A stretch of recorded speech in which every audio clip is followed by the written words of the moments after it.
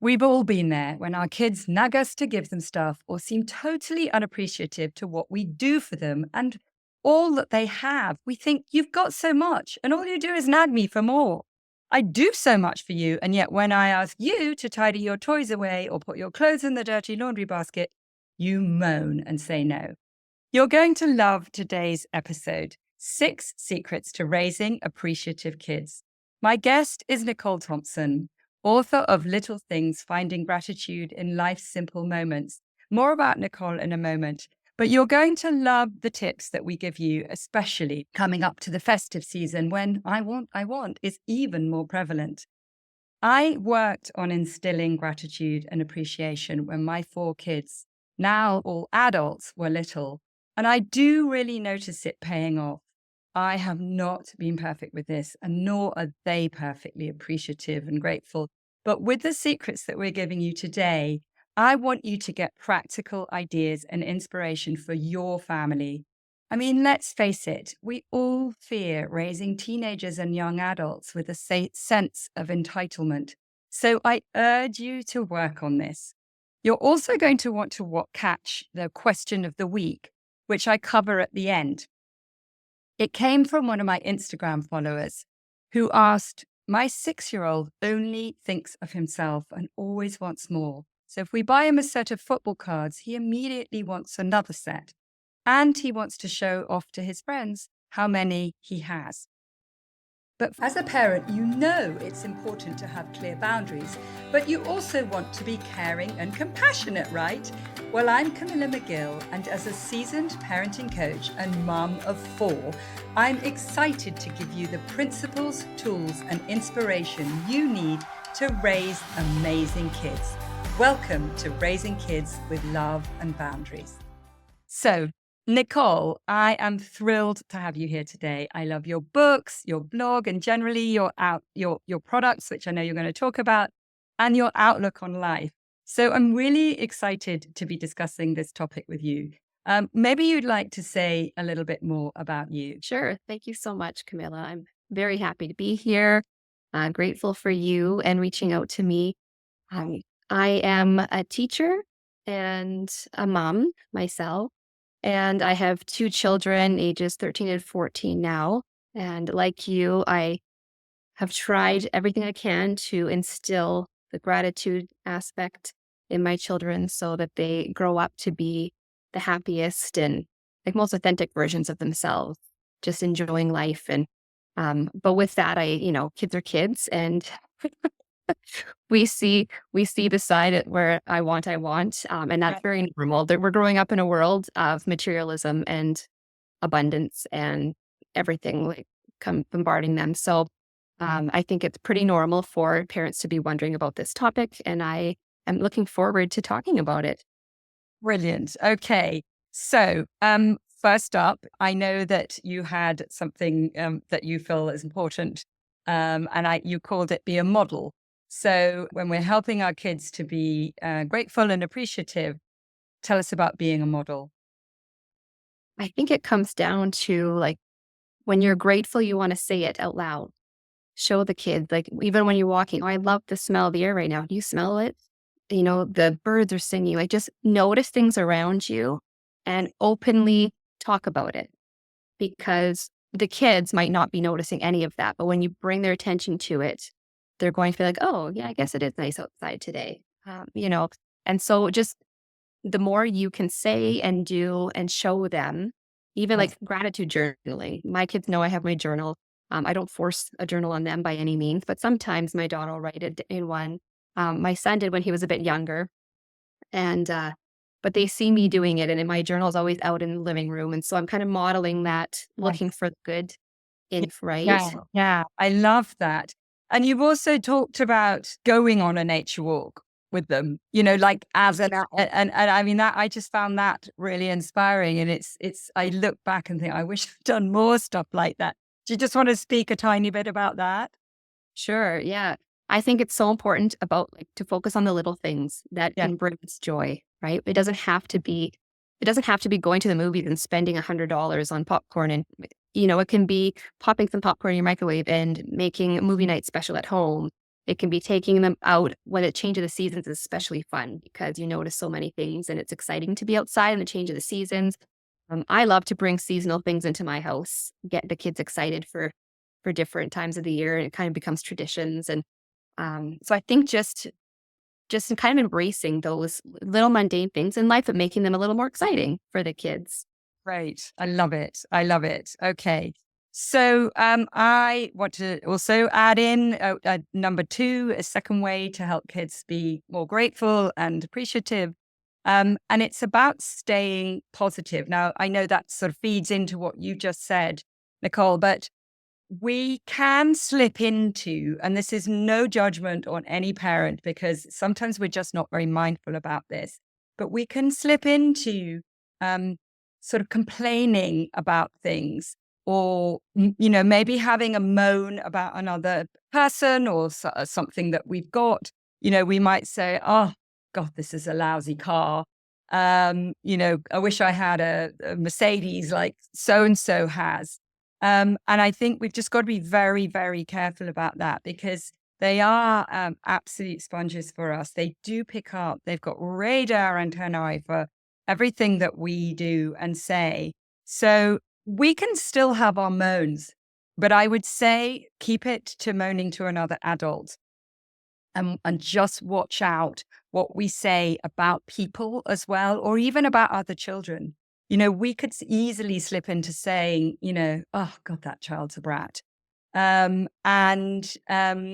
we just need to be careful that they will then be more critical and more judgmental of others when we say it like that. We could say things like, oh, that woman on the PTA drives me crazy. She's never on time. And again, they will just absorb that and pick it up. So I would just say within their earshot, stay sort of gracious and positive about people. I mean, I know my kids would kind of moan to me a bit about that. They would say things like, they might have a moan about another child. Oh, he's useless at football. Shouldn't be on the team. And I would say, well, perhaps he hasn't practiced with his daddy like you, or maybe he just loves being on the team, or she loves being on the team because she just likes to play, even if she's not that good at it. And they would say, oh, can't, she's just useless. Oh, useless. And I would still just come back to, and I do think that has had an impact. None of us are perfect. It is very tempting to talk badly about people. But I will also always say to my kids, if you talk badly about people to your friends, I wonder what they might say to you. So it's just this whole idea that we're mindful, as you've already said, as being role models.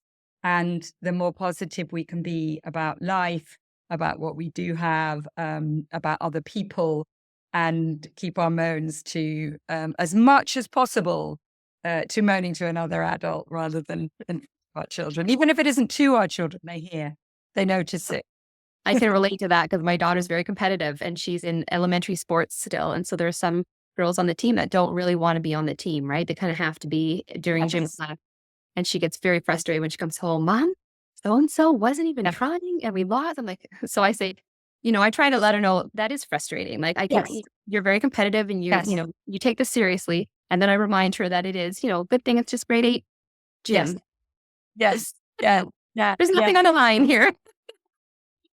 I love it. I love it. I hope already, if this is resonating, you don't forget to just hit subscribe or hit follow if you're enjoying this and want more.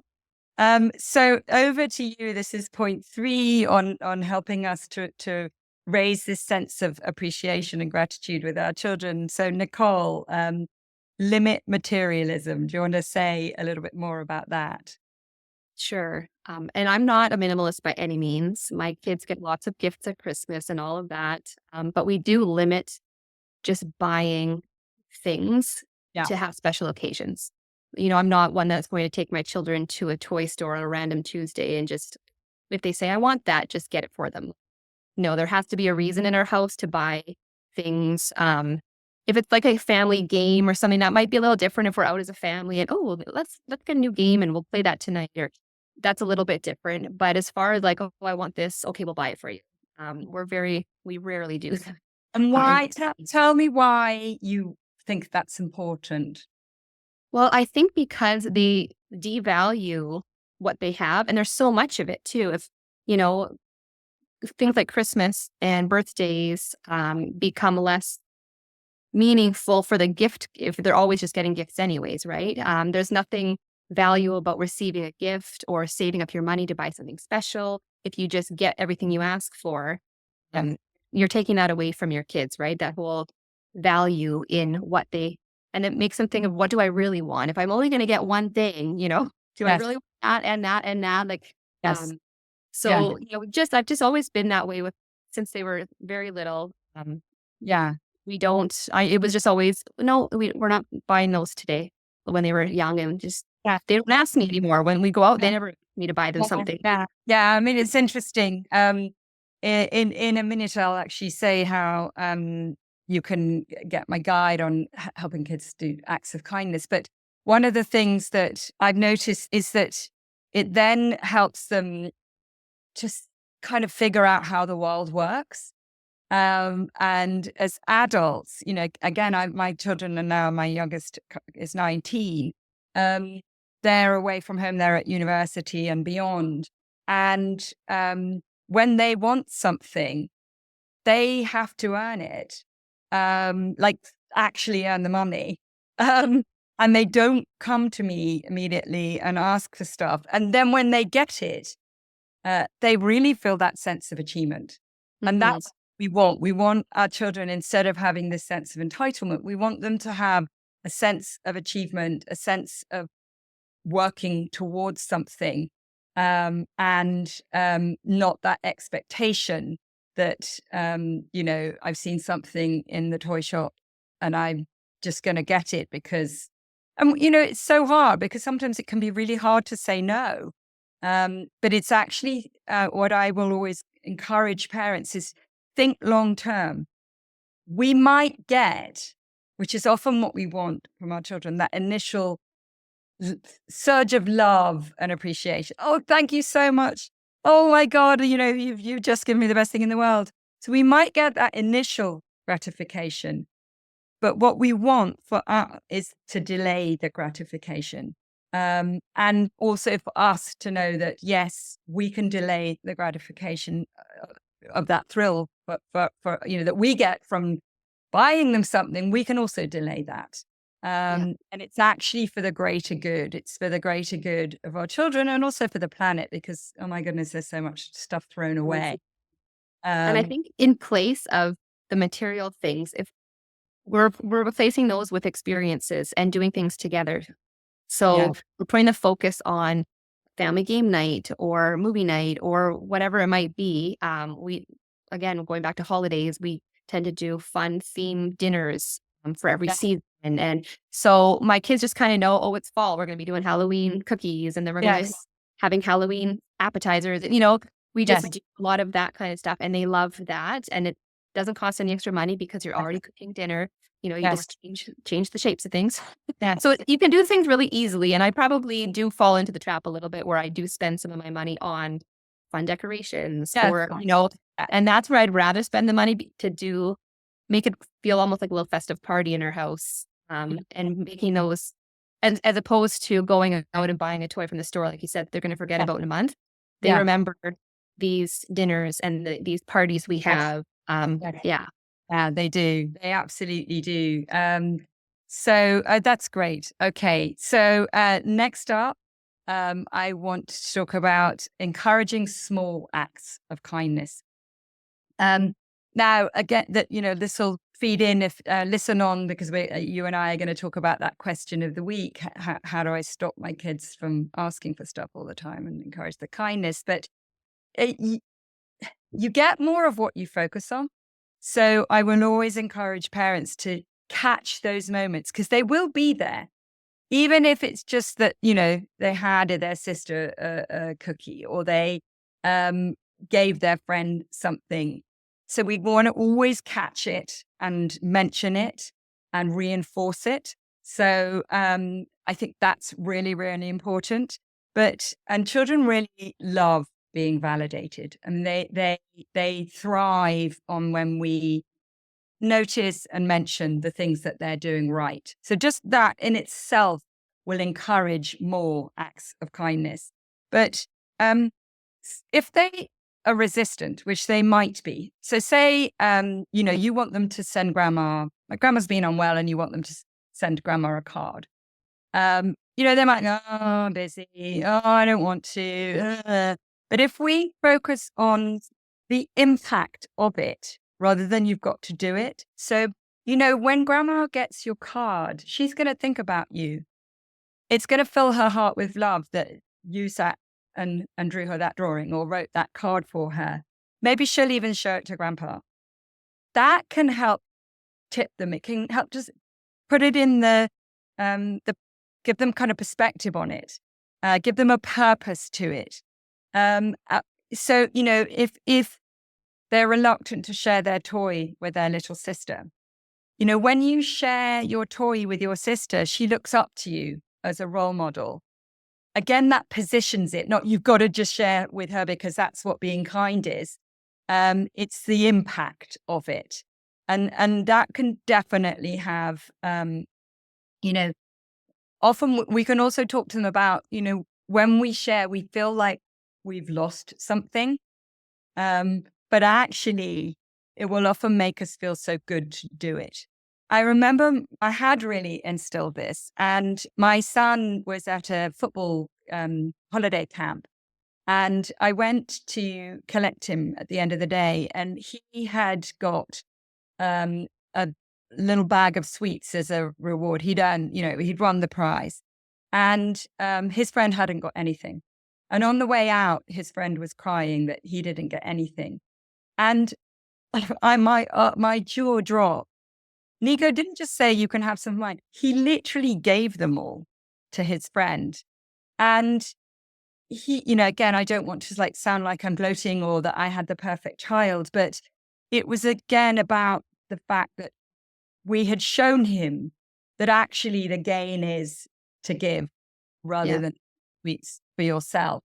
And I think then they wound up sharing them, but he had wanted to give them to his friend. So it does pay off often at the moments when you are least expecting it. So yeah, it's a great way of raising them if we can in a busy world where we're always feeling guilty, we're always rushing, we are often worrying about our children, but things that we do pay off. So the fifth way to get our kids to be more appreciative, Nicole, over to you. So this one is about having those conversations about the good things that happened in your day. And sometimes it'll be about the not so good things because we're going to have to deal with them and help our kids through them. Yes. Yeah. It's very powerful at the end of a day, whether it's around the dinner table. I know even at school, my daughter's teacher does the rose and thorn. Everyone talks about the rose of their weekend and the thorn of their weekend when they get back on Mondays. And a lot of parents have done this. I've heard about, give us your thorn and rose of the day. But by having those conversations, not only are you connecting with them and it just keeps building that relationship, but you're getting insights into their life and what's important to them. What things are they focusing on? Hence my daughter with her thorn is always sports related. And so, that as a parent, I'm like, okay, I didn't realize she was so competitive right? Yes. I'm learning a lot about her because we talk about things that were nuts in the day. But to be able to go back and be like, well, what was the best thing about today? Your mind is going through good things that happened. Yeah. And it's instilling those feelings of gratitude about your day, the good thing. And when you replay all the good at the end of your day, it sets you up for a better sleep, a better day in the morning, the next morning. And so there's so much brain science behind this where we replay the good. Yes. I think it's important to just try to instill that in our kids that no matter what happened today, we can always find good things about it. Yes. And obviously not just putting the bad things under the rug, but yes. Yeah. I love that. I mean, it's sort of a bit glass half full, isn't it? And, we are genetically programmed to remember danger and the bad. Yeah. protects us. But actually, it's such an ancient part of the brain that we've realized now they're not tigers around us. That actually to train ourselves to notice and mention and kind of this glass half full um, really does help us to remember it, feel good about it, and like you say, it has the impact on the sleep, on the next day, on their levels of confidence and satisfaction. Kids like that are more able to bounce back. They're more able to volunteer for stuff, even if they're frightened that they might mess it up. They're more able to make mistakes because they've got this sort of pool of positivity that they can draw on, even when, like you say, it's not just about ignoring the thorns, but even when the other kid on the team has let them down, they can still remember the 5 things that went well that day and gain from that, just, gain confidence from remembering that. Lovely. Okay. So if you've been enjoying this so far, don't forget to hit follow and subscribe. And we're also coming on to the question of the week. Just before we do that, I just wanted to say I have a freebie that are particularly great at this time of year. It's 24 acts of kindness, how to encourage your kids to be more grateful. And you go to my website, myparentingsolutions.com, and just /kindness to get that. Nicole, I know you have ways of us getting in touch with you and accessing all the lovely things that you have on offer. Do you want to just quickly say that? Sure. Yep. They can go to my website at thefulfilledclassroom.com. I'm also the Fulfilled Classroom on Instagram and Facebook. I do have a freebie. It's on the homepage of my website, actually, 5 days of gratitude. And there's a few freebies on the website under thefulfilledclassroom.com/resources. And yeah, I would love nothing more than to connect with some of your listeners and provide them with more gratitude resources. Fantastic. And I'll drop this in the show notes as well. So finally, number 6, and in terms of ways of discouraging materialism, encouraging gratitude, I call it beyond the initial thrill. So what will often happen, and we have the same thing, we get a dopamine hit from purchasing something new. And we feel like we just need it so much. And kids are more impulsive and, are less able to delay their gratification. But if we can sort of point out things, and my youngest, funnily enough, my eldest and my youngest were probably the most materialistic in our house, but were much less so now, actually. But if we can sort of point out that doll that they desperately wanted that is now at the bottom of the toy box, that set of cards that they were so desperate for, or things that are broken that were kind of crappy in the first place. And what we've got to be careful about, we want to point it out in a non-accusatory way, because the minute we start to accuse, they shut down and they don't want to know. But if we'll say, you know what, it's interesting. Do you remember how much you wanted that toy? And now you're just not so interested in it. And I kind of empathize. Yeah, we do that. We feel like it's going to make our life so much better to have it. And in fact, it doesn't. So it's conversations like that, that this short-term gain that I talked about at the beginning really is a short-term gain. And, like you said, which I just think is such a valid point, it's the memories of things that they've done. Maybe sitting with them and doing, a lot of my listeners have got much younger kids, but making a tea party for the dolls that they have. Mine used to really like that. We'd make little tiny sandwiches and little tiny drinks. And that was a really fun thing to do. Again, I realize we're all very busy and we don't always have time for this. But rather than going out and buying the new doll, just making sure that we make the most of the things that they do have One thing is a real bugbear for me, and I know I got into this is comics. So I know we talked about this earlier. So they're sold in the newsagents, in petrol stations, and they are absolutely designed to be attractive for kids because they plonk on the front something that the kid will want that's plastic. And they're usually £4 or £5. And what happens is the child pulls that toy off, it lasts 10 minutes. The magazine gets tossed aside, they don't even use it. So I encourage parents that I work with, and this is something that I did myself, is tell your child, look, I will put that money in a piggy bank for you, and let's see what you can do with it by saving it. Sometimes we might encourage them to buy something for someone else, give it to charity, or buy something for them that's much more meaningful than the plastic, than the comic and the plastic rubbish on the front. So, I hope so far that has been really useful. As we said earlier, remember to hit follow and subscribe. Nicole, the Fulfilled Classroom, and I know you also have Amazon stuff. Is that right? Yes, I have the journals on Amazon. You can search my name, Nicole Thompson, author, and my page will come up. I do have it as well on my website.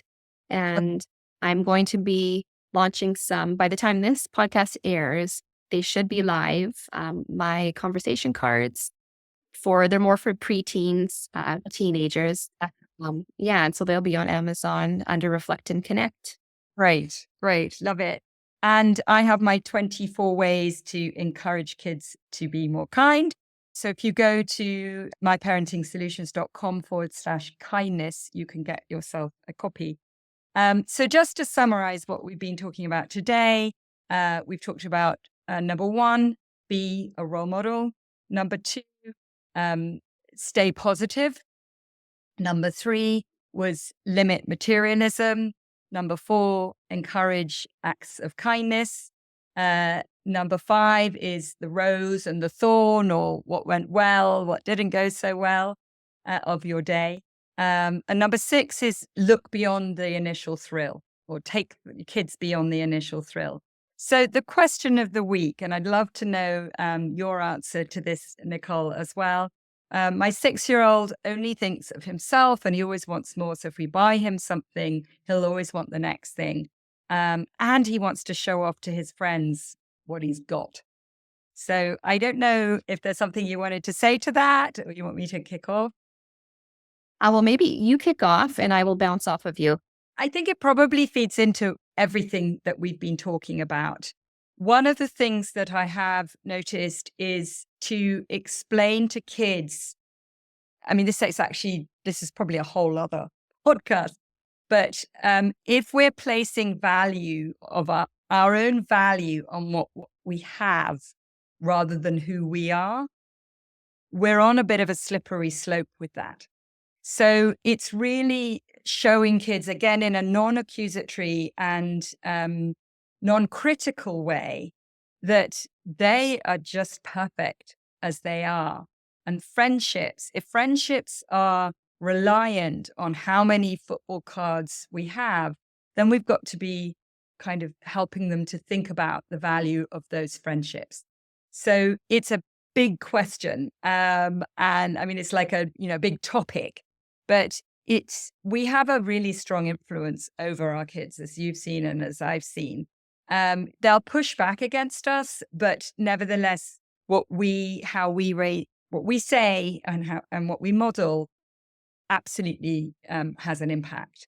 So again, I think it would come to de-emphasizing materialism, not talking about all the things that we want to buy, talking about the things that we want to do. And just explaining to them, like, it's about that thrill, and asking, like, what's the thrill that you get from the cards? Like, what's happening there? And if you didn't have them, what would the worst thing be? And then the acts of kindness, I would actually, this person, she messaged me on Instagram, I've directed her to, learning from my website, that myparentingsolutions.com/kindness, how we can help them to learn how to be more kind without it being sort of cracking the whip at them and telling them that that they're bad for being materialistic. So I don't know if you would say anything else to that, Nicole. Yeah, I liked what you said about talking about why, like what thrill is this giving you? Why do you want these? And maybe because I know your listener said they want more. Like once they've Yeah, gotten them, they want more or the next thing. Asking them, what is more going to yeah, do for you, right? You have these. Let's say thanks for what we've got because, having some is better than none. You already have some. Let's use these. yeah. And sometimes it is, I do agree, it can be tough love sometimes where you have to make sure you stick to your guns. And if you know this is enough, we don't need any more, making sure you don't fold and or cave and buy them Yes, after the temper tantrum or, okay, just yes, because they don't buy them for you. Like that's probably, yes, we want to definitely stay away from that because then they're learning that works for yes, right. yes, yes. That's such a good point. Yeah.